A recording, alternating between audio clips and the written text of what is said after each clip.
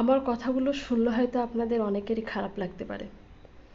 আসলে সত্য সবসময় অপ্রিয়ই হয়। একজন মেয়ের জীবন অনেকটা নির্ভর করে সে কেমন ধরনের স্বামীর সঙ্গ পেল।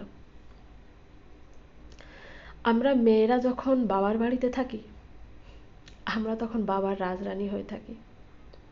তারপর একটা সময় অন্য জগৎ, অন্য অচেনা মানুষ তার হাত ধরে অন্য একটা নতুন জগতে আসতে হয়। আমরা যখন স্বামীর হাত ধরে নতুন একটা পরিবেশে আসি, তখন কিন্তু আমাদের মন মানসিকতা সবকিছু একটা সুন্দর থাকে। সুন্দর মন মানসিকতা নিয়েই আমরা সেখানে আসি। কিন্তু একটা সময় সেই সুন্দর মন মানসিকতা কোথায় যে হারিয়ে যায়, সেটাই হয়তো আমরা বুঝে উঠতে পারি না। একটা স্বামী চাইলে তার স্ত্রীকে কাজের লোক থেকে রাজরানী বানাতে পারে, আবার সে চাইলে রাজরানী থেকে কাজের লোকও বানাতে পারে।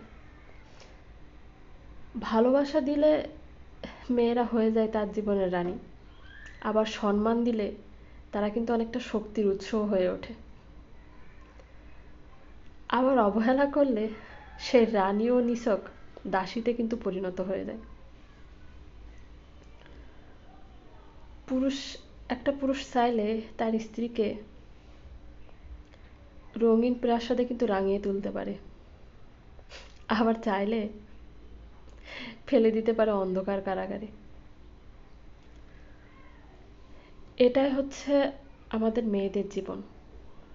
জানি আমার কথাগুলো হয়তো অনেকের খারাপ লাগতে পারে, কিন্তু কেউ কিছু মনে করবে